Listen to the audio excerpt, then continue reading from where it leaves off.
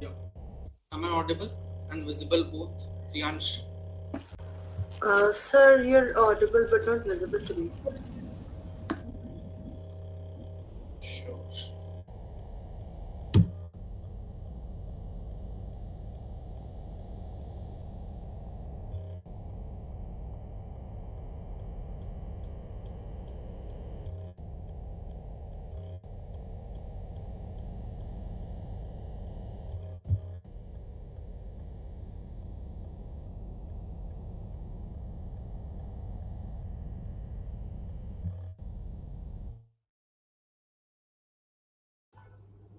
Hi, this is Arun. Am I audible and visible? Meanwhile, I would like to request all the audience to kindly switch on your webcams. Yes, sir, you're audible. I would like to request all the panel speakers for today as well as the attendees to kindly switch on your webcams immediately.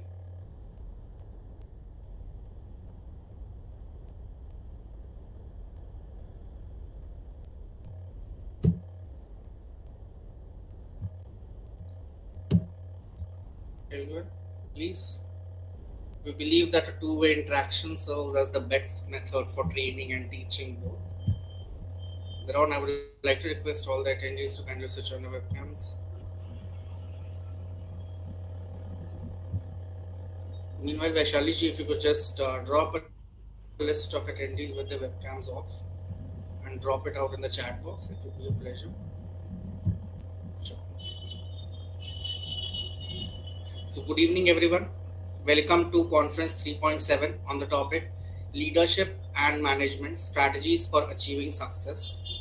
We are delighted to have you all join us once again as we continue our exploration of this fascinating topic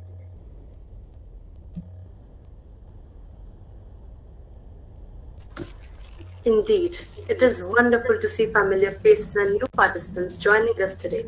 We hope you all had a restful day and are ready to dive into another session filled with valuable insights and discussions.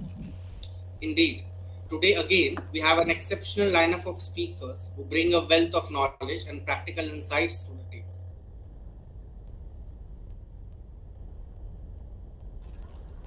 So, without further delay, let's introduce our esteemed speakers for today's session.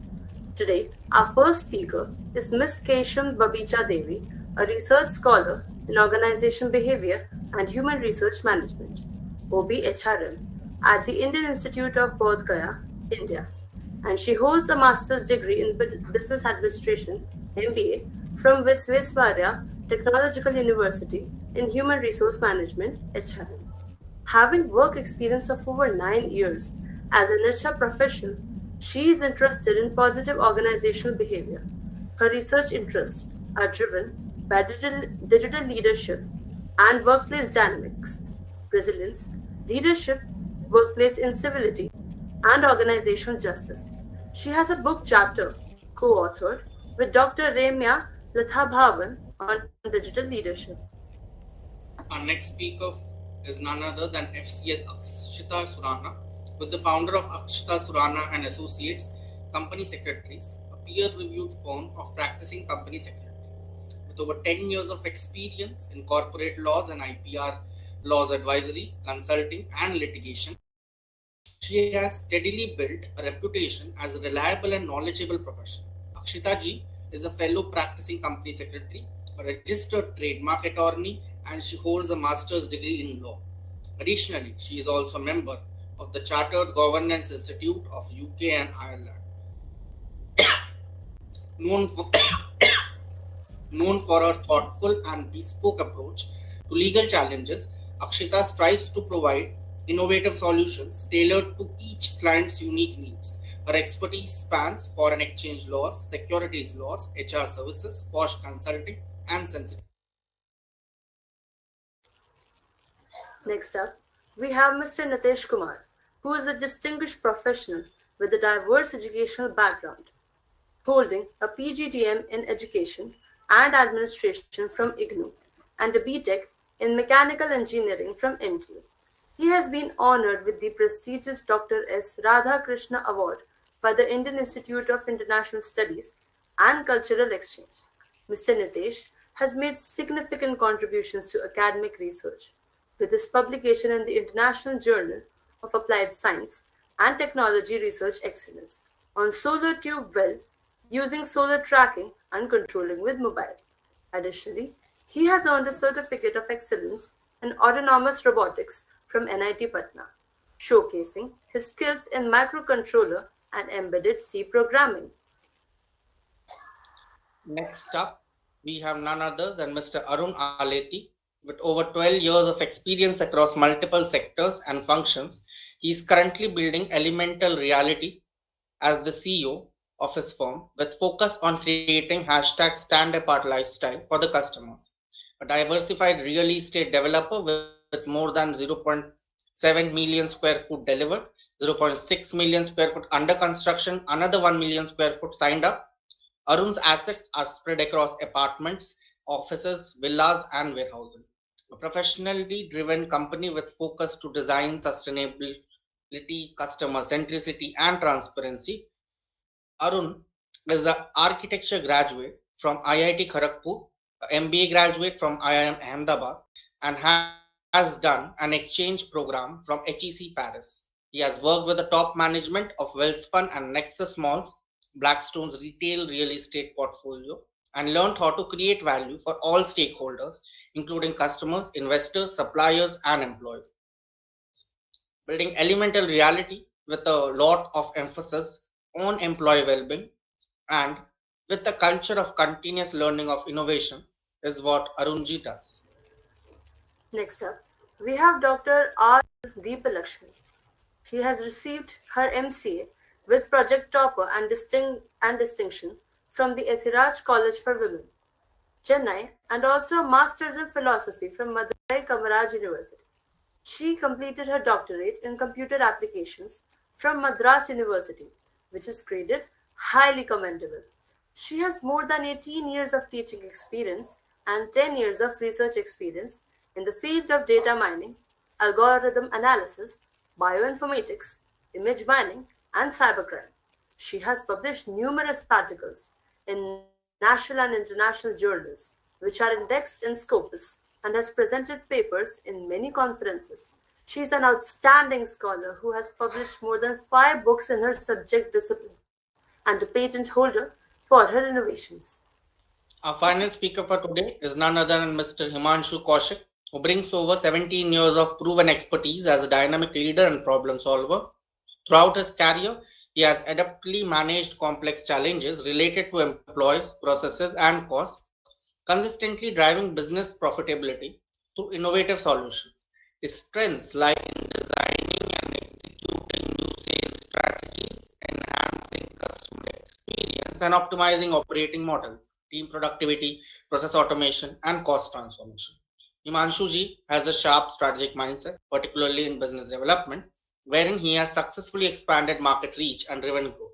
He is also deeply focused on building brand awareness, positioning organization for greater recognition and influence. Hereon, we are grateful for all of your presence and eagerly anticipate your valuable insights and contributions in today's conference. We would also like to inform all of you that the HR team is conducting polls in the chat box throughout the session. We encourage you all to actively participate in the same as well as ask your queries to the speakers for today. We encourage active participation from all attendees and we request everyone to kindly switch on your webcams and participate in the session. Moving ahead, I would like to invite Ms. Kesham Babichaji to share her perspectives. Thank you, Shravan, and thank you, Priyanshi. I feel honored to be part of this conference because I feel like the lineups that you have created for today's evening, I consider myself a novice in terms of experience, and I still am a research scholar. So I do have prepared some PPT. So like as a starting of today's conferences, I would like to lay down a simple few foundation of what we understand or what we know about leadership and what are the aspects, 2 or 3 different aspects I'll be presenting. So please hold on for a few seconds. I'll just put up my slides and I'll start my presentation.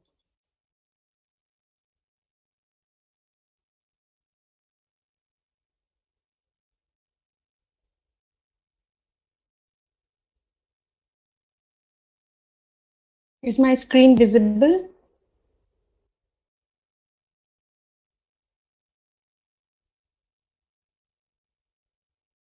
Yeah, it is. Yeah, thank you. Thank you to SK Associates and Group for giving me this opportunity to share some of my thoughts on leadership and management. I'm Babicha and I'm a research scholar of OB and HRM in India, currently in my last year. The agenda of today's presentation or the small seminar that I'm going to present is that we will be understanding what we know about leadership, organizations available to us to understand leadership, the aspects of leadership, and how we can inculcate leadership.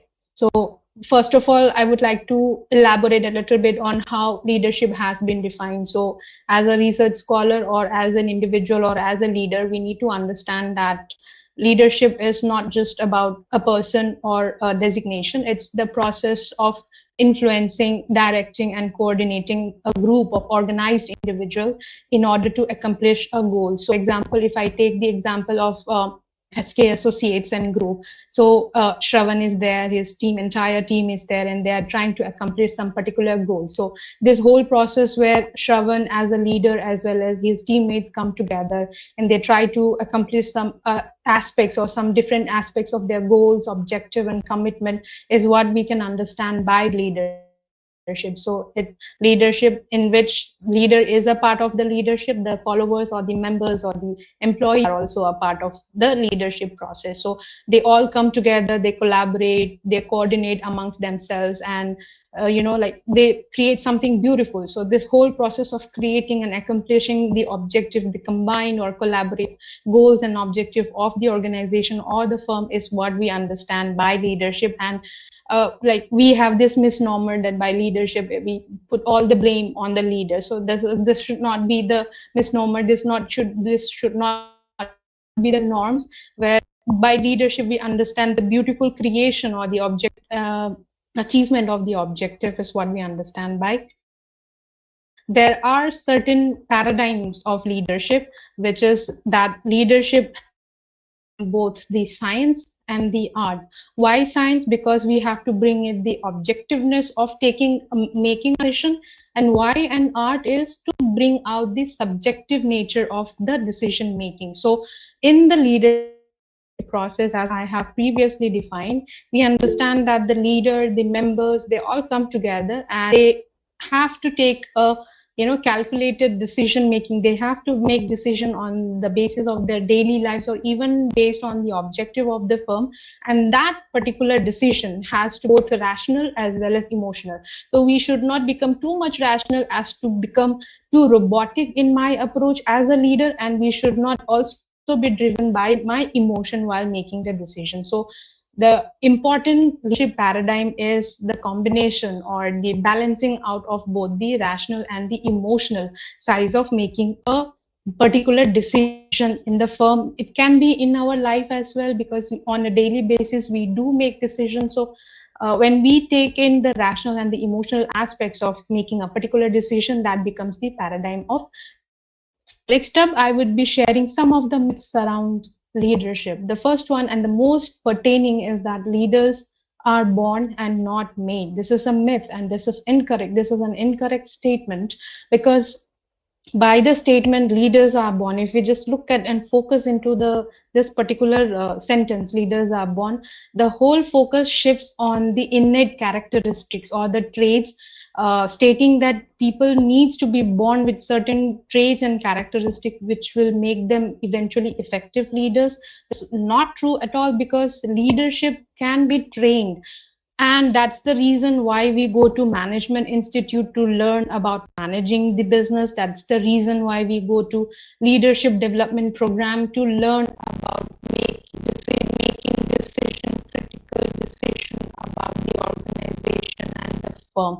So the foremost and the most important myth about leadership is that leadership can be born up to some aspects. They can have a particular traits and characteristics which are inherently they have imbibed from heredity, but again, it can be trained. So that's why we are taking this leadership class today. Otherwise, if you're not born with the leader, then it would be impossible for you to imbibe leadership traits and characteristics. So, and another misnomer about leadership is that you learn leadership from the school of hard knocks. By hard knocks, I mean the experiences of the individual. So if you only learn from your personal individual, then it is impossible to, have a collaborative and a synergetic learning process. We learn from our personal experience. We learn from my colleagues' personal experience. We all learn together, and the learning is a synergetic process where 1+1, the learning of one individual and the learning or the experience of the another individual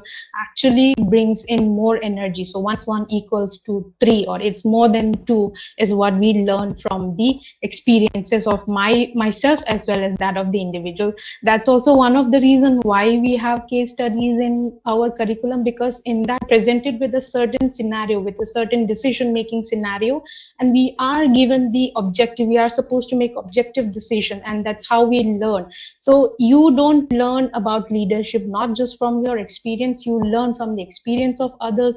You learn by reading the books. For example, if you know the certain important books like seven habits of effective individuals, so all of these, and Who Stole My Cheese, so these are all, like perspective of different individual, how they have learned, and this is how we imbibe the leadership aspect or the leadership characteristics. And why this is important in management or in leadership is because there is one particular model which emphasizes how an individual gain an experience. This is known as the spiral of experience model. So please consider this as a staircase which is going upward in a spiral motion. So this is how you gain experience. An individual gain experience by taking up an action. What did you do? What action did you take? Or what inaction did you have? You taken a certain action, or have you not taken an action? That is how you learn. You learn through the observation of what happened when the other individual have taken the action, when you have taken the action, or when you have not taken the action, what happened, what resulted out of it, and how it impacted you and the other individual. That's how you gain experience. And the third spoke in this spiral of experience model is the reflection, is when you have taken the action, individual have taken the action, or when you have not taken the action, what did you learn out of this? You sit and reflect back on the action that you have taken. Like, how do you look at it now? In the past, you may have taken certain decision which may have been successful or may not have been successful as a leader or as a person, as an individual. And you sit back and you reflect back on what happened, what different could it have happened. So all these three aspects comes into my experience, and this is how we learn, how we develop leader skills or leadership trait. We learn by doing action, we learn by taking decision, we learn by observation, how other individuals or other experiences of what happened to that particular decision making, what resulted out of it, and how differently you could have done some certain thing. So this is how you sit back and you imbibe the information from your action, from your surrounding, and that's how you gain experience. That's how you change yourself. That's how you develop as an individual as well as a leader. That's how you can become more effective in terms of your leadership skill on a daily basis as well as in your firms. Coming to the leadership behavior, what are the differentiating characteristic traits that differentiate an individual or a leader from an effective leader? So effective leaders are proficient in taking risk, or they are proactive, they take more initiative, and they they make things happen instead of just sitting down and making plans and making whiteboard look beautiful. They make things happen, take action, they take things into their hand, and they make make it a possibility. They make decision, and their decision is showcases a little bit of risk-taking propensity, where weigh in the pros and cons of taking a decision, and in spite of having a possibility of failing in that particular decision, they always are ready to take the risk. They get energized by taking risk. So these are the, like prominent behavior or the characteristic traits of an effective leadership. And apart from this action oriented characteristic, there is also an emotional characteristic or an emotional or an experience based characteristic traits, which states that effective leaders do show high emotional quotient, and they are mindful about their surroundings. So they understand, they manage, and even they understand other individuals emotions, and they sorry, should I continue? Sure. Okay, all right. So they understand the emotional state that they are being. They try other individuals. They are empathetic towards the need of their followers, and they are mindful about their surroundings, what their decisions are impacting, how their decisions are impacting themselves or their surroundings. So these are few of the effective leadership traits which differentiates them from other normal managers, let's say, or people who are just sitting in the position of the manager. So I'm not saying this is an exhaustive list, but this is some of the clearly defining characteristics which a leader has or effective leader has, which differentiates them from others. Yes. I would like to request the audience to kindly put the queries once the speaker is done with the speech. Yes, I actually am towards the end of this one, and actually, since I have put my screen on sharing, I'm unable to see the queries and all. I'll come. This is my last slide, and afterwards, I can pick up the queries and all. So I'll be most happy to answer if you have any queries or any doubts. And how do we inculcate leadership? So these are the three, like mantra which I have gained from my personal experiences. First is, like you need to be an empty glass. You need to soak up your experience. You need to soak up like a sponge.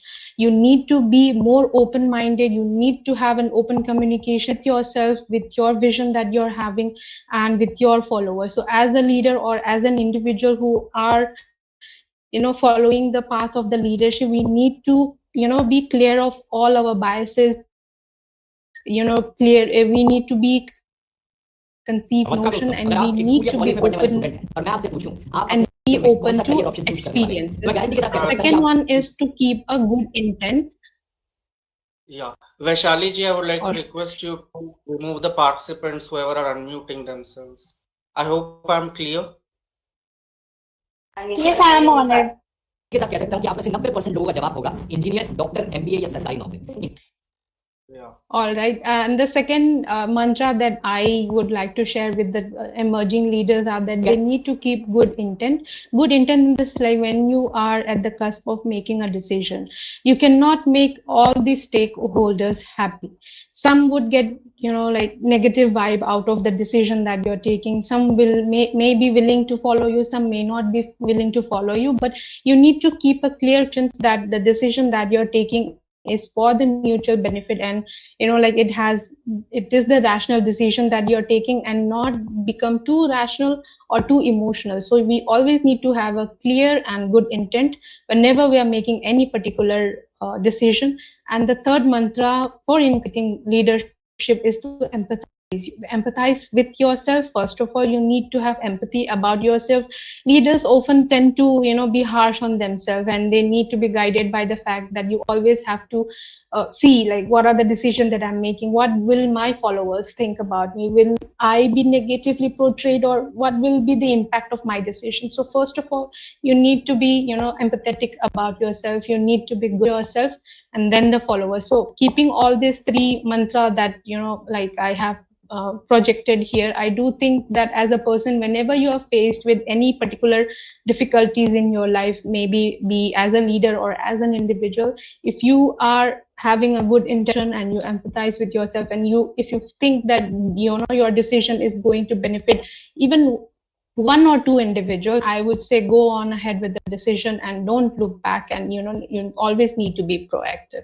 So with this, I would like to be ending my short presentation, and I'd be like happy to take up queries if you have.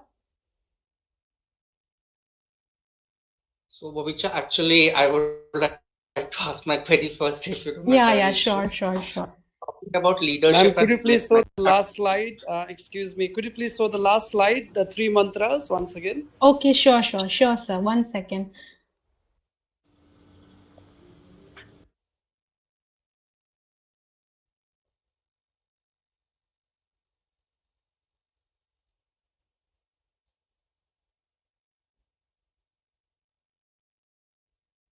Is my screen visible? Still not, ma'am. Okay, yeah. I have shared it. Maybe it's like lagging a little bit behind. Yeah, it's done. Fine. Thank you. Okay, all right. Thank you so much. So, Babisha, my question Yes, was Shravan, yes. leadership and management.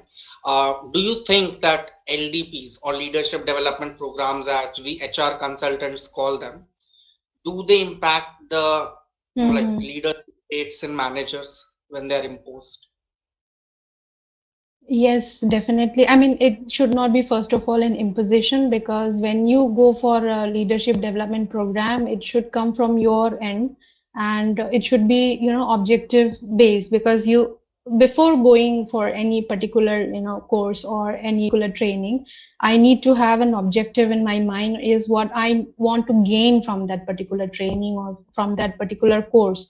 You need to have your objective clear in your mind. It maybe when you go for, let's say, some kind of training that you're going out for learning, let's say R studio, your objective is clear that, okay, I'm going for this particular courses and then I'm going to gain something out of it. So first of all, any MDP or let's say any LDP, you need to have a clear objective in your mind, and while going on, you need to see the congruency of the course outline with your aim and objective. So you have to have, let's say you want to become, you want to increase your emotional IQ level or EQ level. So not IQ, EQ level, emotional action. So, and if the course is about emotional intelligence and how to inculcate emotional intelligence, then the goal, your personal goal, will be aligning with the aim and objective of the LGP and the MDP.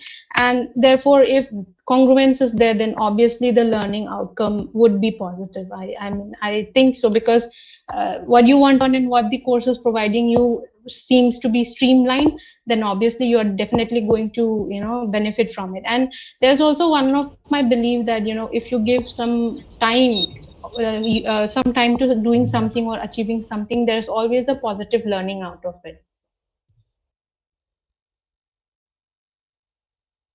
Okay. Yeah, thank you, Babisha. Further on, I would like to invite the audience to put forth the questions, if any. Any questions anyone has? Sure.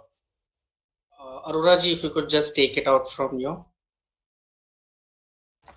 Sure, sir. And thank you so much, Ms. Keshav, for an insightful speech. And now I would request that you please share your email address in the chat box. So if any of our audience would have any further questions or might need any further information, so please don't hesitate to reach out to her. Sure, Okay. sure. Thank you. Thank you, ma'am.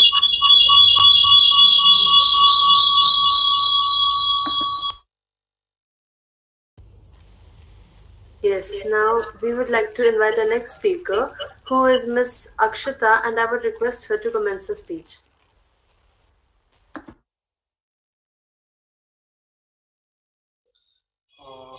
Arora ji, Akshita ji is not present yet. She will join in some time. By then, I request you to invite someone else who is already in the session.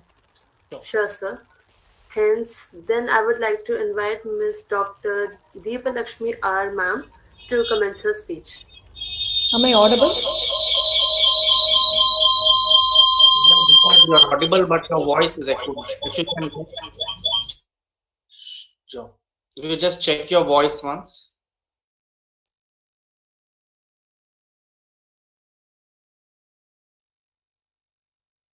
Am I audible? Yeah, you're audible clearly. Yeah, but I think my video has some problem. When I connect it through other device, it cannot connect. Is it okay? Your video is not visible, but it's fine. Okay, fine. Fine. So this is Dr. R. Deepalakshmi. the director of Data Processing Center as assistant professor in Department of Computer Science, working at Tamil Nadu Dr. Ambedkar Law University. So first of all, I would like to thank the Conference 6.0 team for inviting me to give the special lecture on the leadership and management. So I thought, though I come from a technical background, what could be my talk about the leadership and management? Yes, I have lots of things to talk about leadership and management because I have served as an head of the department for more than 10 years in the previous college which I am working for, and now I am the director for DPC. Can I continue? Sure. Yeah. Deepalar. Yeah, thank you. So my topic, am I audible, sir? You are audible, Deepalar. Yeah. Thank you. Okay. Please. So my topic, I would like to concentrate on the role of emotional intelligence in leadership and management. So previous madam has already gave a gist about what is emotional intelligence, and I would like to first mention with an example of my own how the emotional intelligence plays a vital role in leadership and management. Okay. So as I was appointed as the head of the department for 3 departments like BCA, BSc Computer Science and Computer Applications. So I need to handle around 20 members, 20 staff members who are almost in my same qualification. So initially I was like, even though I put lots of plans and things, I couldn't able to do in much effective manner, and lots of stress is there between myself and also between my staff members and faculty members. So then I realized what would be the possibility or what will be the costs of this main stress management. So that is what the emotional intelligence. We all have IQ, right? Intelligence.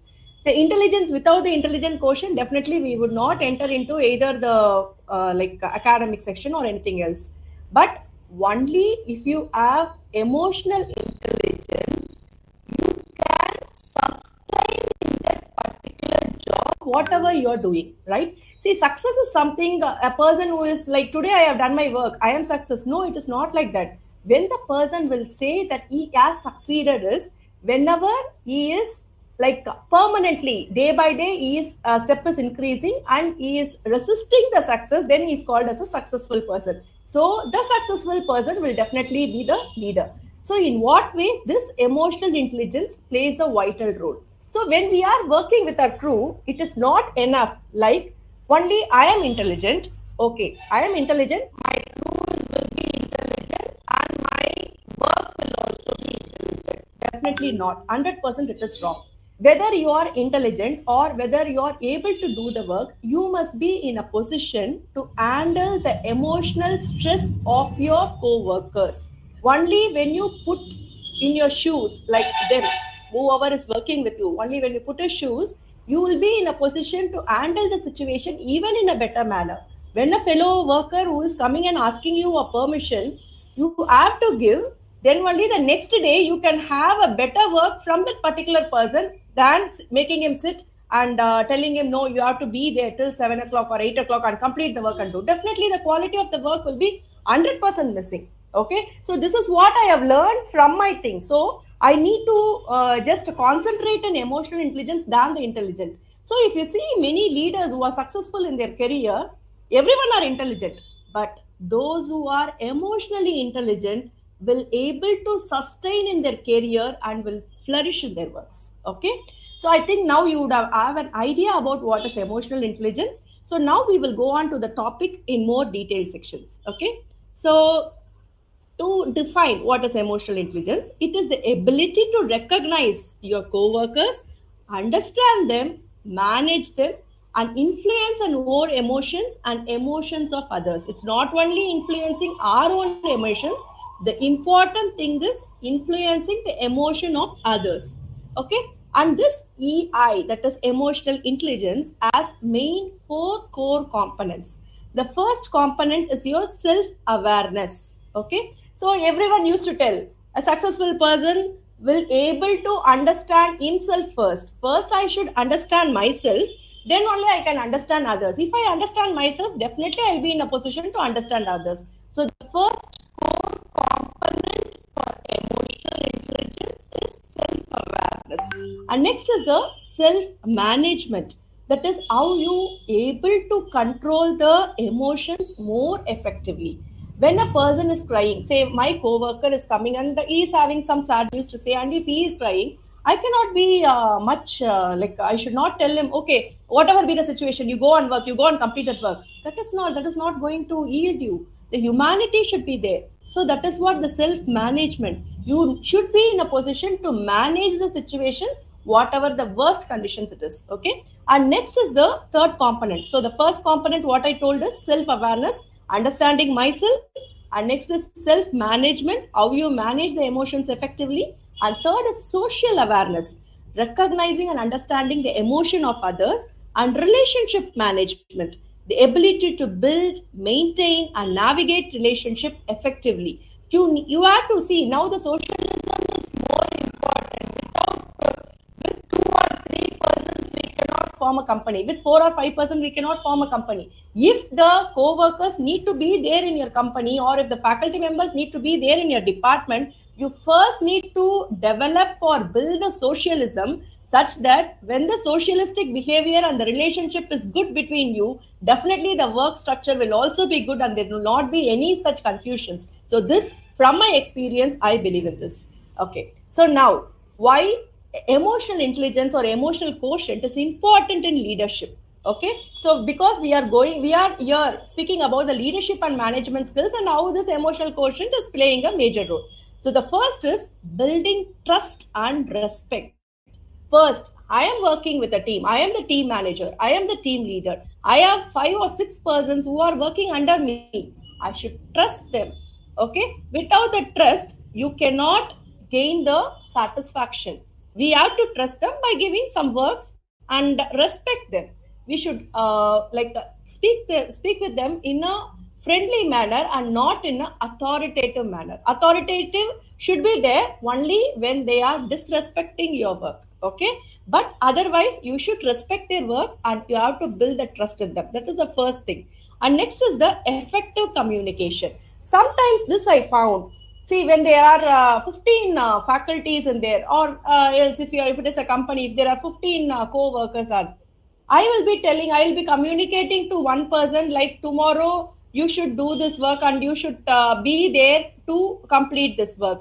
But that fellow or that worker would have told to other persons in some other time. The communication might be like next week if I tell, he might have told next Monday. Okay, so the effective communication is more important. That would be ensure that your messages are clear and empathetic, okay, with your fellow workers. And next is your conflict resolution. Definitely, every work will have a conflict. If there is no conflict, then you are not working, right?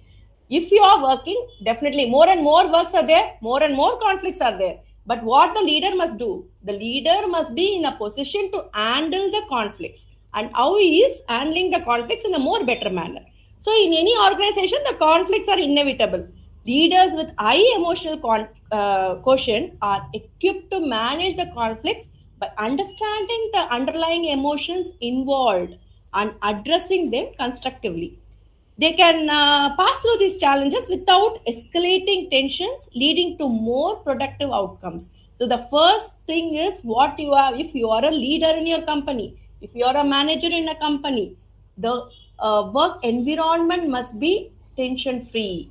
Even though, yes, the conflicts will come, but you must be in a position to make the co-workers, okay, we are all together, we are all in a crew, we should sail the ship together. Like that, anything comes, plus or minus, we can handle, no problem.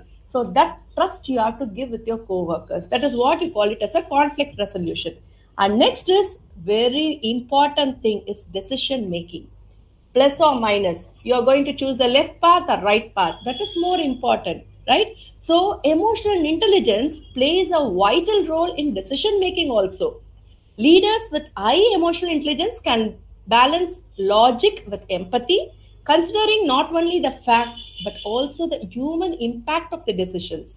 This leads to more ethical and sustainable choices. Your choices will be of much great thing. Okay.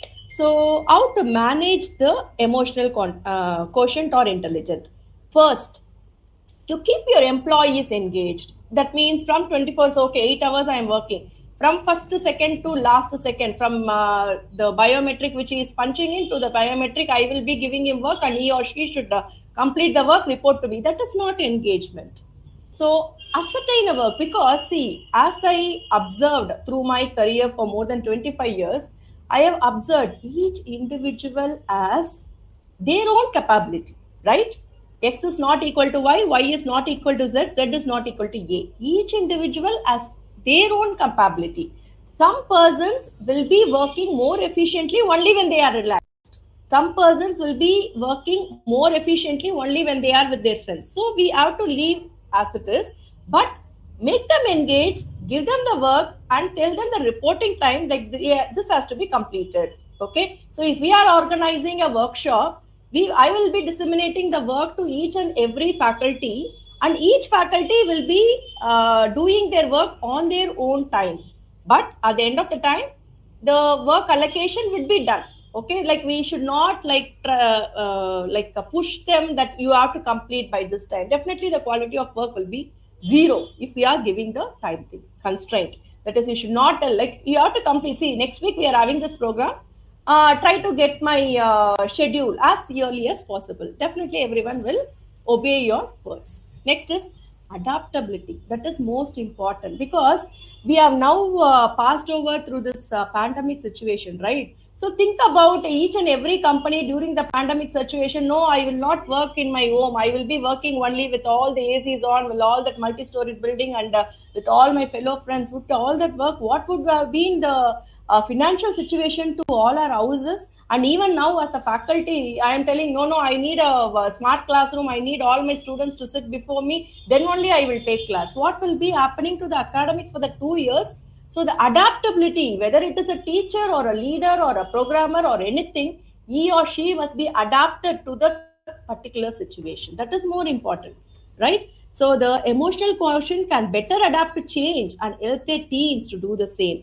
They can anticipate and address the emotional challenges that come with change, ensuring a smoother transition. And next is team cohesion. That is, you have a strong relationship within the team. Emotionally intelligent managers can create a cohesive unit where collaboration is the norm. This cohesion is important for achieving organizational goals in most efficient and effective manner. So now, at last, we will be seeing what are the strategies. So I need to develop emotional intelligence from tomorrow or from today. So what are all the strategies I can follow? Okay, with this, I am just concluding my speech. Okay, first is practice self-reflection. Usually in a proverb is there. Whenever you are doing, you want good things to happen, first implement in you, and then the world will automatically be good. The same thing, practice self-reflection. Regularly assess your emotional responses and their impact on others. I am talking with my colleagues. What will be the emotional impact on them? I should analyze, I should assess myself. So that first thing, that is the first strategy of your emotional intelligence. And next is your seek feedback. Encourage the honest feedback from your colleagues to understand how you are before them. And next is empathize. Make an effort to understand the emotion of others and respond appropriately, as I told in the previous example. And the final thing, which is most important, is managing stress management. Develop coping mechanisms for stress to maintain emotional control in challenging situations. Nowadays, even in our universities or colleges or in companies, they have yoga session just to manage. This is also one of the important tool for stress management, because after 7 hours or 8 hours work, either it is morning or in the end of the day, if we are practicing yoga for 15 minutes, definitely our stress will be gone and we can go home happily. I think every colleges or every universities and even every company must implement this, so that everyone will have a clear mind, so that the work will be in more colorful output. So to conclude, I can say emotional intelligence is not just a nice to have quality, it is an important component of effective leadership and management. By developing emotional quotient, leaders and managers can create more resilient, innovative, and successful organization, 100%. So the most successful leaders are those who lead not just with their minds, but also with their hearts. I once again thank SK Associates for giving me an opportunity to lend my views to others. Thank you.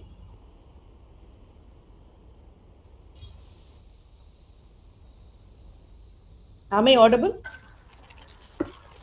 Yes, ma'am, you're audible. Yeah, thank you. And thank you so much, Dr. Deepa Lakshmi. I am so sorry I couldn't share my video. I don't know, because this is a new laptop. It is saying that your camera is blocked due to some settings, and I don't know how far I can. So that's why I couldn't open my video. Sorry for that. Yeah, thank you. Thank you. Thank you so much, ma'am, for your speech. And now I would request you to please share your email address in the chat box. Sure. Yes, ma'am. For all those who would have any further information or further queries, so please don't hesitate to reach out to her over the email address. And now I would request Mr. Arun to please commence his speech.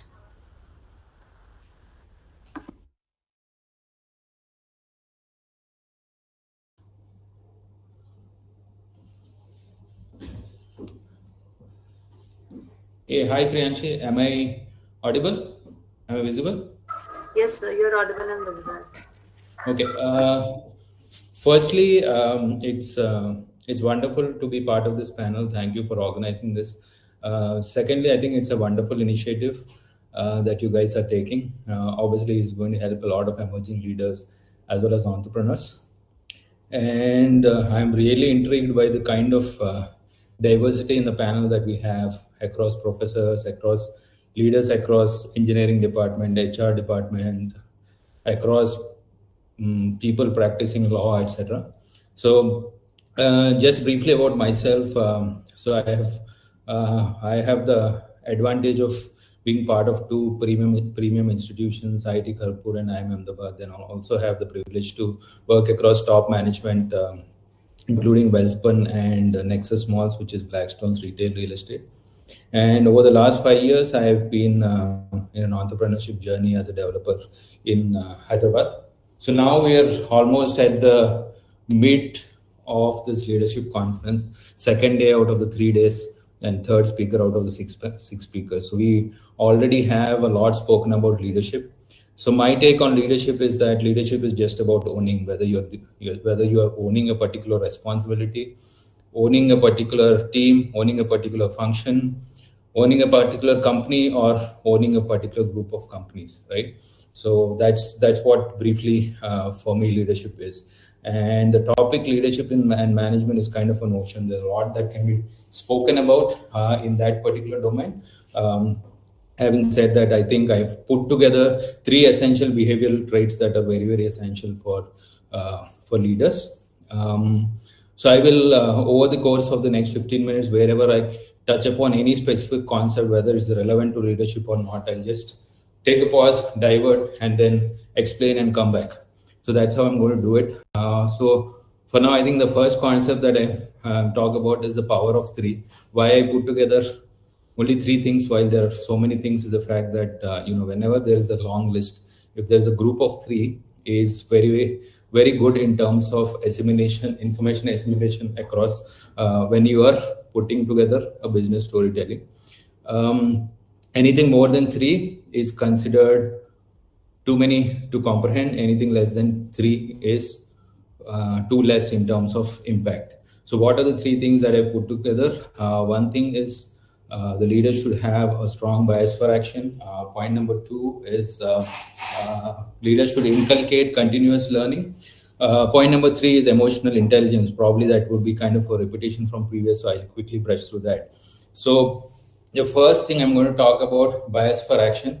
What is bias for action? Bias for action is basically the tendency to prefer action over inaction, is a tendency to move forward even with limited set of information. Availability is a tendency to move forward even in case of an uncertainty, right? So I'm going to touch upon bias for action across 3 time zones. By time zones, I don't mean Indian Standard Time, Greenwich Mean Time. By time zones, I mean long term, medium term, and short term.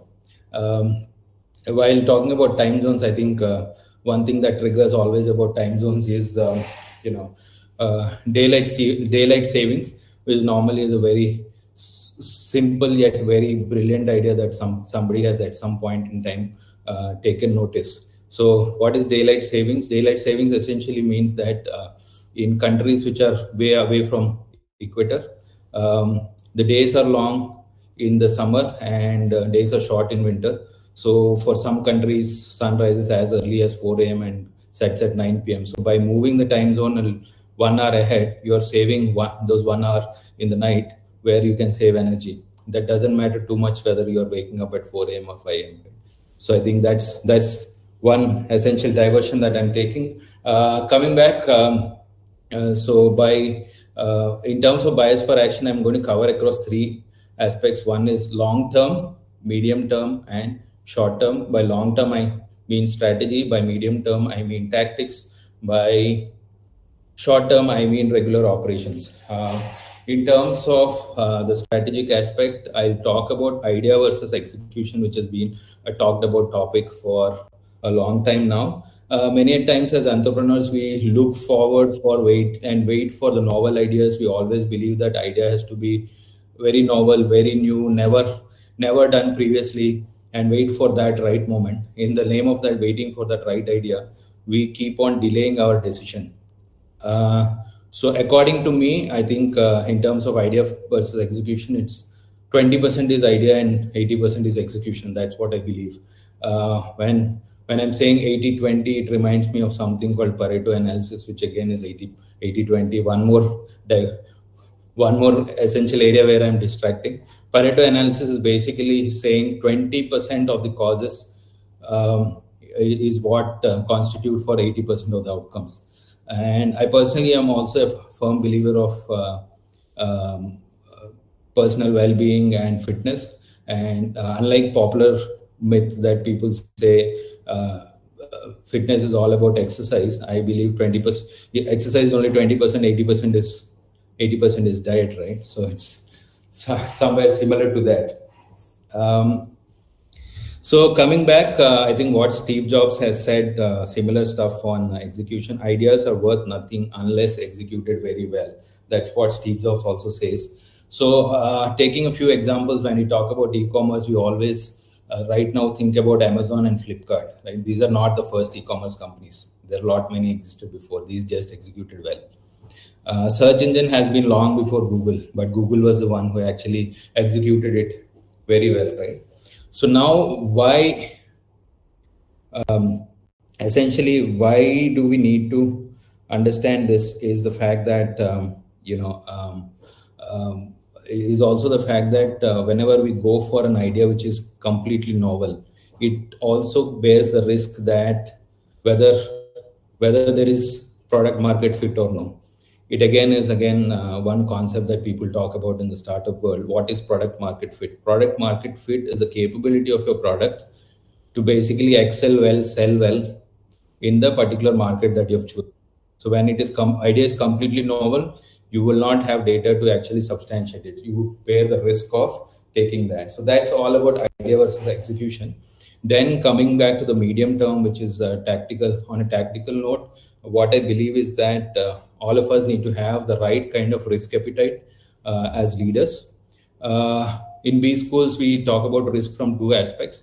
One thing is the probability of a negative outcome to occur and the severity of it, right? Basis that you categorize risks across high probability, high severity being the highest, and low probability and low severity being the lowest.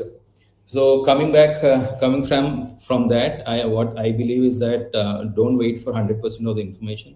As long as you have 60% of the information, go ahead and take that plunge, take that risk. But having said that, have a stop loss strategy in place. So for most of us who also do stock market trading, what is stop loss order? Stop loss order is basically you ask, is a standing instruction to your broker saying that you buy or sell a particular stock when the price reaches a particular level, right? So you're essentially saying your loss has to be limited to a particular number. So similar strategy you should have whenever because you're taking a risky bet. You should know what is the right time to pull the plug, right? So that particular stop loss strategy, you always have to put in place. And while putting the stop loss strategy in place, you ignore sunk costs. So now coming back, what is sunk cost? So sunk costs are all the costs and investments that you have done till date. So whenever you are evaluating a decision, do it on a go forward basis. Ignore whatever you have put previously. So we sometimes get too sentimental about all the effort that we have invested till date and keep on continuing it. So we should not be the case when we're putting a stop loss strategy in place. So for startups, when you hit the stop loss, it means that you have to pivot in your business, right? So that's about risk appetite. And also in the shorter term, which is more on an operational basis, what I say is that always kickstart things. Don't wait for perfection. So we always keep looking at improving things over and over again. And in that particular particular kind of a mode, we keep on procrastinating. So what I believe is that, especially in operations, you always have a time when you can course correct, come back and do things in a better manner from the learning. So you go ahead and do it. So how do you do it? Put in a specific time frame, and within that time frame, whatever best you can deliver, go ahead and deliver and send it across, because you have time to come back and course correct, right? So for example, when you are doing a pitch deck for a customer, you want to put all of it together in terms of all technical details, the best customer testimonials. You want the deck to be aesthetically pleasing in terms of your brand guidelines, in terms of it being formatted excellently. There is no place where you can stop when you are trying to perfect something. So you just put within the time frame, within the time frame, whatever best you can deliver and move across. So sometimes, how do you come across this particular trap of perfectionism and hence procrastinating? Is the fact that go sit down, note the last 10 assignments that we have worked on, try to understand which of them you have procrastinated, and see the final outcome, whether that is better than if you would have delivered within the time frame. And 95% of the times the answer is no. So I think I will leave it at that particular thought. So that's what I say in terms of kickstarting as soon as possible, and don't aim for perfection. So that completes the bias for action section. And second is about continuous learning. For as leaders, I think in today's world, continuous learning becomes part and parcel of every leader. And I think it's like inflation. If you don't improve, you're back one step. It's something like that. So that comes to the topic of inflation, right? What is inflation? So for example, if you have 100 rupees as on today, a kg of rice costing about 50 rupees, which means you can buy 2 kgs of rice today. You leave that 100 rupees as is, you don't invest it anywhere. It means that the next year, if the rice is becoming costlier, it becomes 60 rupees per kg. So next year you can only buy 1.66 kgs of rice, right? It means that it has depleted. It's the same with leaders also. Unless you're continuously improving, you're actually going back in time. You're not moving forward. So again, in this particular topic, I want to touch upon 3 particular aspects in terms of continuous learning. One thing is customer obsession. Second thing is personal growth. And the third thing is renegotiations as part of learning. So in terms of customer obsession, I believe that be it whatever stage of business, whether you are starting off, whether you are early stage, whether you are mature business, at every point in time, you need to have customer obsession. I think one of the perfect examples is Amazon, wherein it calls itself to be the most customer-centric organization, right? And I think in terms of if you're starting a business, your business idea should stem from the fact that understand the customer need and walk backwards and try to create your product accordingly. Or if you are already in business, continuously take feedback and improve. And how do you take feedback? One, I think depending upon the scale of your business, spend 5 to 10% of your time meeting customers, understanding their needs, understanding their complaints, understanding their feedback, whether critical or positive. Second, try to understand your frontline staff, because the frontline staff is what meets the customers on a daily basis, they could give you good feedback. And the third thing is the fact that you can put a feedback mechanism in place, whether that could be in the form of a solicited feedback or an unsolicited feedback. Unsolicited feedback is usually the one which gives the right kind of feedback, which means it's as simple as having a 5 smiley kiosk in the airport, right? So that gives the best feedback there, because nobody is pressurizing the customer to give feedback. Solicited feedback is more like asking for testimonials at the end of the day. But why customer obsession, why understanding customer is very important is the fact that sometimes what we believe the customer will like is not what he likes. Second, sometimes what we believe that customer likes does not essentially mean what your target customer likes. So now what is target customer, right? So that brings us to something called an STP model, which normally is used in marketing or product development, which is called segmentation, targeting, and positioning. So whenever you're trying to launch a particular product, you look at the market, understand the various, categorize the customers across various market segments. So that's called segmentation.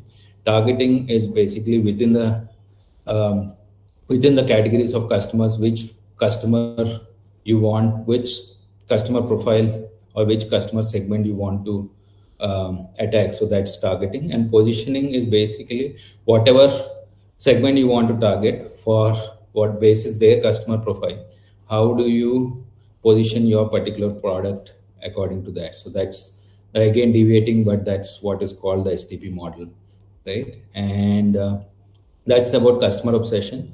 Then coming back to personal growth, I want to put together one math equation here. So 0.99 to the power 365 is 0.02. 1.01 to the power 365 is equal to 37. So that, I think, what it re-emphasizes, it essentially means if your emphasis is on growing 1% every day, you're 37 times better than what you were at the beginning of the year. So that is the power of continuous learning and for those of you who are finance folks, you just understand it as a compounding effect, right? It's just 1% interest rate every day, and your compounding frequency is daily. So that's why it is compounded so much. So how do you do that? It's pretty simple. The three components to it: either to learn on the job, which means you've learned from various of your stakeholders, in terms of customers, in terms of employees, in terms of suppliers, in terms of investors, etc. Or you do a structured training, which is either self-learning or you're enrolled for courses, basically. Self-learning will be it in the form of reading books, or in terms of going through podcasts or TED Talks or whatever. Or the third thing is you choose a mentor or a coach, whether within the organization or outside of the organization. But most important thing is, how do you make time for this with a lot of things happening in the organization? For personal growth, how do you make time as a leader is a fact. That is where the power of delegation comes into play. So what I believe is, if we are doing something today, by next year, essentially you should look at delegating 60% of them to your team and only keeping 40% to yourself. And second thing is, unlike popular belief that people say is, whatever you're strong at, keep it to yourself, rest of it delegate. But I have a different point of view in that, whatever you're strong at, delegate it first, so that you make time or you get a chance to dirty your hands on something new, so that you learn things new and you learn more challenging new things. So that's on personal growth. And third aspect on continuous learning, I'll talk about renegotiation. Again, unlike popular belief that once a deal is done. Once an agreement is in place, it is done. It is not the case. In businesses, you constantly renegotiate, right? Giving a couple of examples. One is, for example, you have raised, as a startup, you've raised some fund from an investor, and they've presented a business plan. We're making some assumptions. It could be possible that within 6 months' time, some of the market dynamics or assumptions have changed and your growth multiple has completely changed. You renegotiate with your investor, for example. So on a real life example, if probably say you are a real estate developer, you own a mall, you have given it one particular section to a retailer, very strong retailer, on a 10-year lease term with a 5-year lock-in, rental is fixed, escalation is fixed, doesn't mean that renegotiations won't happen. Come COVID, something will happen. Come market dynamics has changed, the retailer is bleeding. For example, his health ratio is very high. So that comes to what is health ratio. Health ratio is basically saying how much of the revenue of a retailer you are charging in terms of rent. So if the revenue is low, the health ratio is high and he's already bleeding, which means he'll come back and ask you for renegotiation, right? You will only encourage renegotiation at that point because you don't want to kick that retailer off because he's a strong retailer. You will come back and say, instead of fixed rental, go ahead and give me a revenue share, for example. So renegotiations are part and parcel of every business, and I strongly believe we should embrace that and move forward. So that's how we can probably do continuous learning across customer obsession, across personal growth, as well as renegotiations. Now coming back to the third topic that I wanted to focus on is emotional intelligence. Obviously, it has been dealt with in a lot great detail in the previous section by the previous speaker, but nevertheless, since I put together, I'll just run through very quickly. Up until now, we've said that we have to have a strong bias for action, then you have to have continuous learning so that there is a feedback loop, and hence, since you're have a strong bias for action, the feedback loop will help in improving. All through this while you should have a very strong emotional quotient to be able to balance most of this stuff. So you need is emotional intelligence. And there was a study by HBR which actually states that 70% of the employers today lay more emphasis on emotional intelligence than technical skills when it actually comes to hiring any particular mandate, right? So what is emotional intelligence? Emotional intelligence is basically being able to understand and manage your emotions, as well as understand and influence others' emotions. Basically, it's a 2x2 matrix, one across self versus others, and then awareness versus management, which is basically saying self-awareness, self-management, social awareness, and relationship management. Self-awareness is basically means that you need to be able to understand your emotions and how it is impacting your decisions as well as your team's decisions. Self-management is the ability to control your emotions, basically especially in stressful situations. Social awareness is where you have the ability to understand others. These are leaders who are a lot more empathetic. And one of the studies says that empathetic leaders are 40% better at coaching, at conflict management, at decision making, etc. And fourth is relationship management, which basically is about coaching, ability to coach, mentor, conflict resolve, etc. through your relationship management with others. One essential component is the fact that conflict resolution is very, very important rather than avoiding a conflict, which means that leaders should always be aware that there are going to be tough conversations and embrace those tough conversations and attack them first rather than in the last. So now coming to understanding a few very simple strategies in terms of bettering or enhancing your emotional intelligence. One is in terms of journaling, which means write down your emotions that you have gone through all through the day and how it impact. Second, having a 360-degree feedback from your peers, whether they are your colleagues, whether you are your subordinates or superiors, and understanding their feedback versus what you think. A study actually states that 95% of people believe that they are self-aware, but only 10 to 15% are. So this 360-degree feedback actually helps in bridging that gap in terms of your understanding. The third thing is actively listen, have constant meetings with multiple stakeholders. by actively listen, have no distractions, pay complete attention, and also give the positive non-verbal cues so that you get all the information that you need in terms of your emotional quotient. The fourth thing is always pay attention in terms of your emotions and their impact. And then in future, how do we manage those kind of emotions? And fifth thing is obviously go through a formal training in terms of emotional intelligence. Now this has been a very highly talked about topic, a lot of training courses, etc., that have come in emotional intelligence. You can take one of them. So that comes to summarizing, because I've mostly covered what I wanted to cover. I've covered kind of a 3x3 matrix. We've talked about bias for action, continuous learning, and emotional intelligence. Under bias for action, we have spoken about idea versus execution, risk appetite, and kickstarting early and not procrastinating. In terms of continuous learning, we've spoken about customer obsession, personal growth, and renegotiations as part of learning. And in terms of emotional intelligence, we have spoken about self-awareness, self-management, social awareness, and relationship management. And that concludes my time and what I have put together.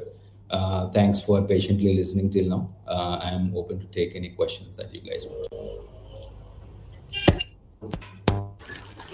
Sure, sir. Thank you so much, Mr. Arun, for your insightful speech. And it was really amazing to hear your speech. And now I would request you to please share your email address in the chat box so that all the other people who have further queries or would want to know any further questions or would want to ask any further questions, so they could reach out to you. And now I would request Mr. Himanshu to please commence the speech as well. Okay. Thank you so much. I am dropping my email address. Thank you, sir.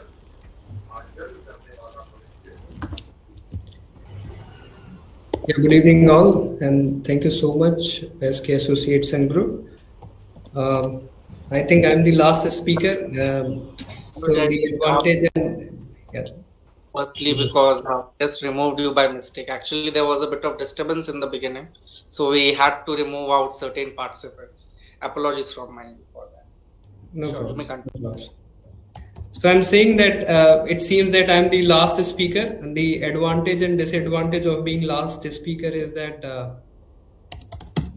that most of the points are already covered by the previous speakers. So this is the disadvantage. Advantage is that everybody is, and I'm the one who is between dinner and you guys, because the session is towards the end. So let me try to summarize what I have and quickly share my thought process. So before I start, I should few assumptions which I'm having is that this program is all about, or this discussion is all about the leadership and management, tactics or way outs in the current world. We call it Bani word. So what is Bani and VUCA? I will share with you guys. And I also understand that this group is the one I'm addressing. We have people from the organizations. Most of them are leaders themselves. So I'm not sure how much value I would add, but let me try. Whatever I have learned throughout my career, let me share those inputs or thoughts with you. So earlier we were under the VUCA word. Before COVID, it was volatile. Things were not certain. Organization stocks were going down.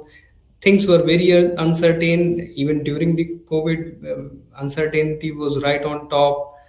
We were not sure what is going to happen next, when the vaccine is going to arrive, and things were very, very complex. We were not sure whether we are going to get the daily supply in time and how we are going to get the medicine in case if there is somebody is ill. Even before that, and ambiguous. Now, post-COVID, the new trend has emerged. That is, the word is now forward-thinking because of this technological advancement and the various new innovations, and because of the new age entrepreneurs. the word has become very brittle. You look at, just to share a few examples with you. Look at the case of Byju's. They were one of the biggest unicorn in India, star performer, and look at where are they as of now. Same goes with Paytm. One fine day, one decision, and the stocks are crashing. The company is almost out of the business. So it is very brittle, and because of this thing, people are very, very anxious. When I say people, it is the management as well as the employees are very anxious, and they are not so sure how to handle such situations where things are not at all in their control. Third thing is, it is non-linear. Now growth is non-linear nowadays. You can see organizations and look at the Bitcoin or look at the Nvidia, the growth is exponential, and similarly the downwards is also true. So both ways things are non-linear. So organic or inorganic growth is something which is passé now. And the way we are evolving, the way technology is evolving, the entire world and the entire marketplace currently is incomprehensible for us. So what we can do in such ambiguous scenario where things are not in our control, and the business world is completely dynamic and changing every single second with the evolution of technology. So few pointers which I have gathered here. One, we have to accept that it is going to be like this only. So first thing is this. Second, that we have to prepare ourselves for prioritization of task. Now, what is prioritization? Everyone knows that urgent and important metrics is there. Prioritization is very simple, that identify tasks which are important as well as urgent. Give them priority first. And also allow your team members to understand the same. Many times the process becomes the hindrance for the growth of the organization. In that way, the team must be able to take decisions on their own and prioritize the task so that the solution orientation remains intact for the clients and the customers. Third thing is the solution orientation. You can see that policies, procedures are there, but they are there to help customer, the end customer. Whereas many organizations or people, they think that these are the steps which they have to follow only blindly. So keep reminding them that these processes are there, but we exist because of our customers. So they have to be solution oriented rather than only process oriented. Right? Processes are there to facilitate the solution rather than becoming the roadblock to the solution. So look at these organizations who have really evolved. For example, Ola and Uber, they keep on evolving and providing solutions. So now Ola is having the porter option, Ola is having the auto option and the electric vehicle option. Various other options are there. So they are relevant in today's world because they are solution oriented rather than fixed on their processes. Next point which I wish to share in today's world is that make yourself tech friendly. If you are not tech friendly, you are going to have very, very tough time.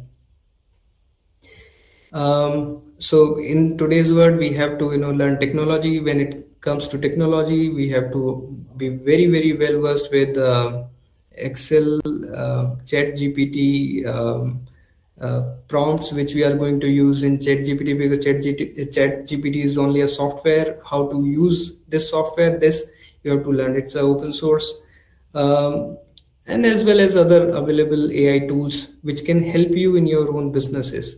Various platforms which can help you to connect your businesses.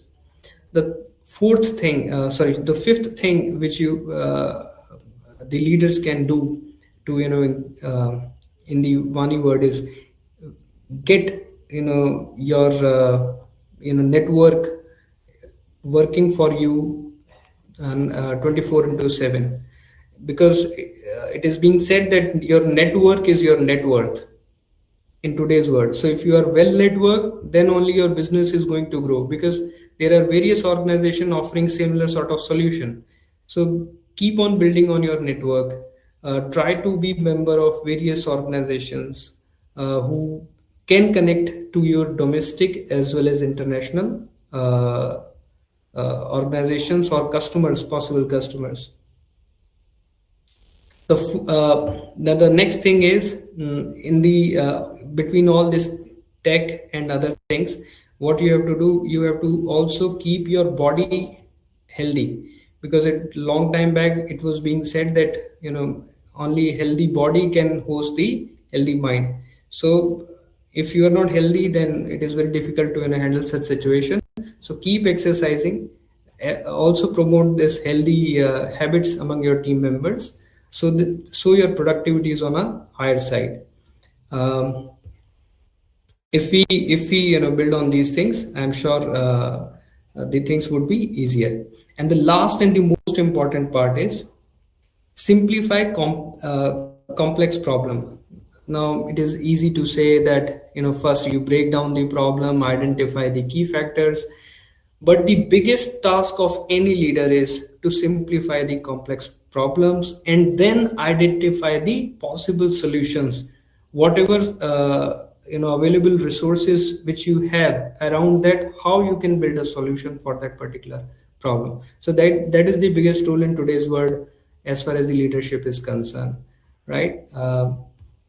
So this is one of the key aspect as far as the leadership is concerned. And to enhance, and the last but not the least is enhance your decision making in uncertain environment. How you are going to enhance your decision making process? Through various available sources, gather as much as relevant information is available, process that information into knowledge, and then take the informed decision for your business and for your team. Thank you so much. This is Himanshu Kaushik from Navarna Bharat. If you have any question, please. Sure, Himanshuji. Firstly, thank you for an amazing speech, Himanshuji. I had a small question out here.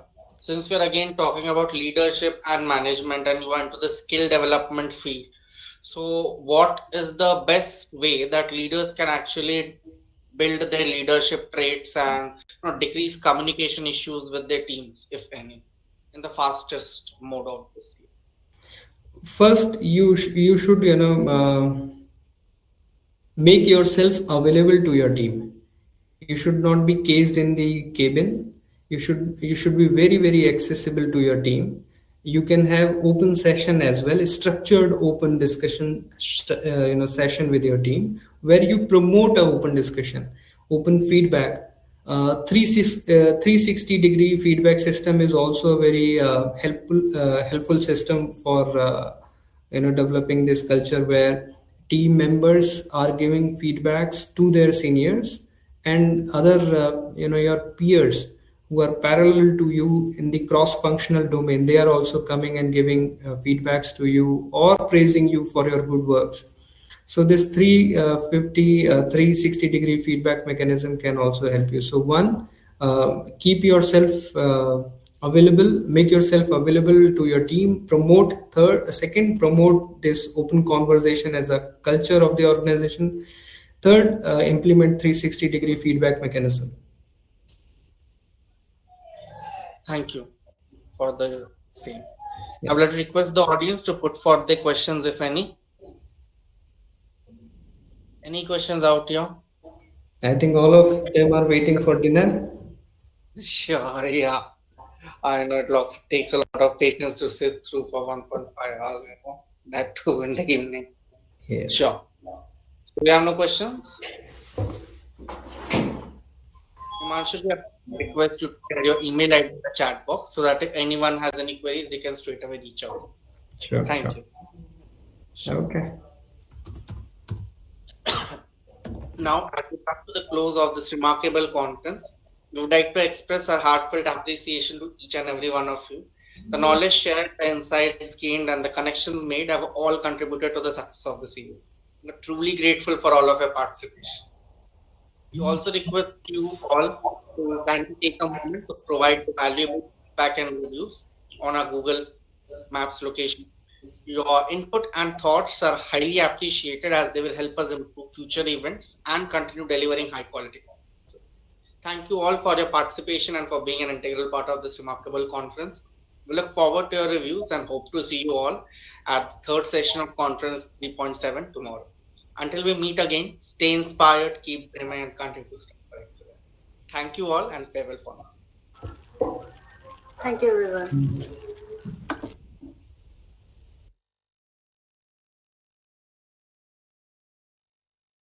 I would like to request the executive management